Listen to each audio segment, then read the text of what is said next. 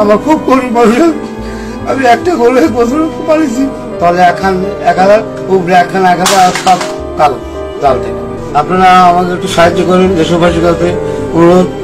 আমার গরুটা ওই নিয়ে দাম করলেও আমি হাট হচ্ছে উত্তরা, তো সে দাম করলেও আমি 2 ফিরে আইলো। 2 ফিরে আসার পর উনি বললো যে গরুটা নিয়ে সামনে আসে। আমি আবার ওই লোক, আমার সাথে এক লোক আছে, তাকে নিয়ে গরুটির সামনে যাই। যাওয়ার পর উনি টাকা বাই করে, টাকা দেওয়ার পর ওই টাকা খালি পকেটে থাকে আমার থেকে, উনি নিয়ে আবার কাজে নিয়ে আবার পকেটে বাই করার পর লাস্টে উনি বান্ডিল বাই করলে, বান্ডিল আমার মানে আটটা নেন 1,23,000 টাকা। আটটা নেই আবার আমি তো বারবার গুনছি টাকাটাই।